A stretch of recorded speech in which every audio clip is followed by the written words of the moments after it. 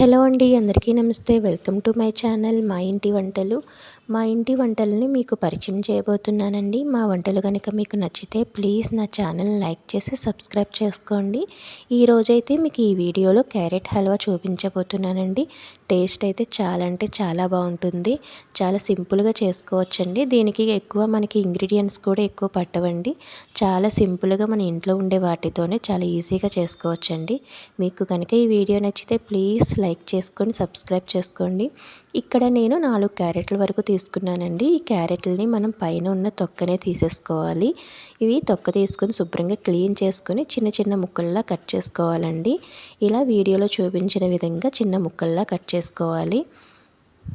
ఇలా క్యారెట్లన్నిటినీ కూడా ముక్కల్లా కట్ చేసుకోవాలి. ఇలా కట్ చేసిన ముక్కల్ని మిక్సీ జార్లో వేసుకొని ఒకసారి మిక్సీ అనేది పట్టుకోవాలండి. ఇక్కడ క్యారెట్ హల్వాకి నేను క్యారెట్ జ్యూస్ అనేది వాడుతున్నానండి. ఈ క్యారెట్ జ్యూస్ కోసం అని చెప్పి మనం డైరెక్ట్గా ముందే వాటర్ అనేది వేసేస్తే మనకి క్యారెట్లు అనేవి ముక్కలు ముక్కల్లా ఉండిపోతాయండి. అందుకని ముందుగా ఒకసారి మనం ఇలా మిక్సీ పట్టామంటే క్యారెట్ అనేది చాలా మెత్తగా మనకి కోరినట్టుగా వస్తుంది. ఇప్పుడు ఇందులో నేను 1 గ్లాస్ వరకు వాటర్ అనేది వేస్తున్నానండి. ఇలా వాటర్ వేసుకొని మనం క్యారెట్ జ్యూస్ అనేది తయారు చేసుకోవాలి. ఇప్పుడు ఈ క్యారెట్ జ్యూస్ అనేది మన స్ట్రైనర్ ద్వారా వడకట్టుకోవాలండి. స్ట్రైనర్ లేకపోతే ఒక క్లాత్తో అయినా మనం ఈ జ్యూస్ అనేది వడకట్టుకోవచ్చు. ఇప్పుడు ఈ క్యారెట్లో ఉండే పల్పులో మొత్తం సపరేట్ చేసేసి జ్యూస్ అనేది మాత్రమే మనం ఈ హల్వాకి అనేది తీసుకుంటామండి. అందుకని మనం జ్యూస్ అనేది బాగా వచ్చేలాగా బాగా పిండి మనం ఈ జ్యూస్ అనేది తీసుకోవాలి. ఇలా చూపించిన విధంగా మనం క్యారెట్ జ్యూస్ అనేది ప్రిపేర్ చేసుకోవాలండి.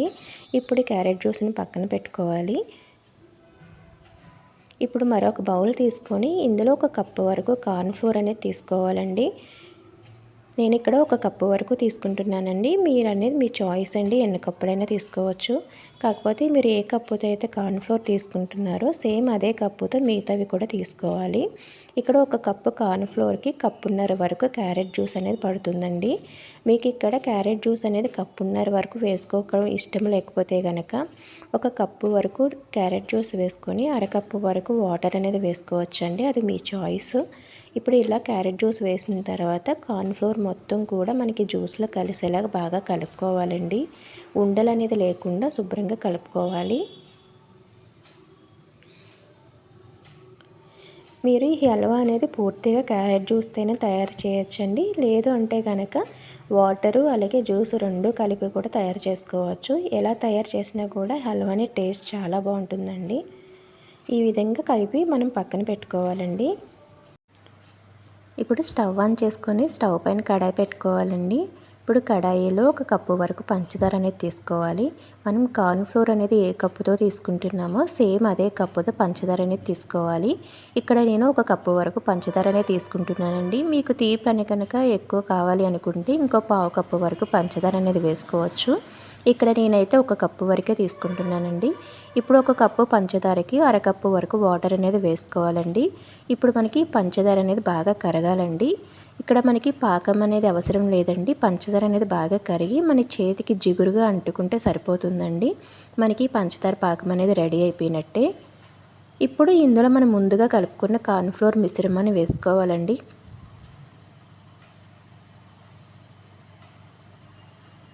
మనం ఈ కార్న్ ఫ్లోర్ అనేది పక్కన పెట్టుకున్నాం కదండి. ఇలా పెట్టుకోవడం వల్ల పైకి క్యారెట్ జ్యూస్ అనేది తేలిపోయి అడుగున మనకి కార్న్ ఫ్లోర్ అనేది ఉండిపోతుంది. అందుకని మనం పంచదారలో వేసే ముందు ఒకసారి బాగా కలుపుకొని అప్పుడు పంచదార పాకంలో వేసుకోవాలండి. ఇలా వేసుకొని కలుపుతూ ఉండాలండి. మనకి కార్న్ ఫ్లోర్ అనేది త్వరగా అడుగు అనేది పట్టేస్తుందండి. ఇలా అడుగు పట్టడం వల్ల మనకి త్వరగా మాడిపోతుంది. అందుకని మనం ఇలా వేసిన తర్వాత మనం గరిటెతో కలుపుతూనే ఉండాలండి. స్టవ్ కూడా లో ఫ్లేమ్లో పెట్టుకోవాలండి. హై ఫ్లేమ్లో పెడితే ఏమవుతుందంటే మనకి త్వరగా మాడిపోతుందండి. అందుకని మనం ఈ హల్వా అనేది లో ఫ్లేమ్లో పెట్టుకుని చేసుకోవాలండి. ఇలా చూపించిన విధంగా కలుపుతూ ఉంటే ఇలా వస్తుందండి, మనకి దగ్గరగా అవుతుంది. ఈ విధంగా మనం కలుపుతూనే ఉండాలండి. ఈ హల్వా అనేది ప్రిపేర్ అయ్యే వరకు కూడా మనకి స్టవ్ అనేది లో ఫ్లేమ్లోనే పెట్టుకోవాలండి. మనకి ఇది టైం అనేది ఎక్కువేం పట్టదండి, త్వరగానే అయిపోతుంది. ఇలా మనకి ప్యాన్కి సపరేట్ అయ్యే వరకు మనం ఇలా కలుపుకుంటూ ఉండాలి. ఇప్పుడు ఇందులో ఒక 2 టేబుల్ స్పూన్ల వరకు నెయ్యి అనేది వేసుకోవాలండి.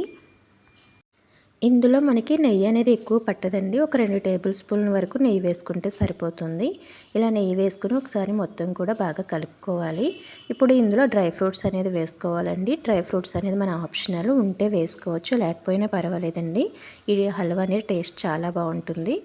ఇప్పుడు ఇలా డ్రై ఫ్రూట్స్ వేసుకొని మొత్తం అంతా కూడా ఒకసారి బాగా కలుపుకోవాలి. ఈ హల్వా అనేది చాలా సింపుల్గా చేసుకోవచ్చండి. టేస్ట్ కూడా చాలా బాగుంటుంది. మనకి ఇది ఫ్రిడ్జ్లో పెట్టకపోయినా కూడా ఒక 2-3 రోజుల వరకు నిల్వ అనేది ఉంటుందండి. పిల్లలు కనుక మనకి అడిగితే అప్పటికప్పుడు చేసి పెట్టచ్చండి. టేస్ట్ చాలా బాగుంటుంది. మీరు కూడా ఒకసారి ట్రై చేయండి. ఈ హల్వా అయ్యేలోపు మనం ఏ బౌల్లోకి అయితే తీసుకుంటున్నామో ఆ బౌల్లో కొద్దిగా నెయ్యి అనేది వేసుకొని ఇలా బౌల్ మొత్తం కూడా రాసుకోవాలండి. అంటే మనకి తర్వాత ఈజీగా సపరేట్ అవ్వడానికి కోసం అని చెప్పి ఇలా నెయ్యి అనేది రాసుకోవాలి.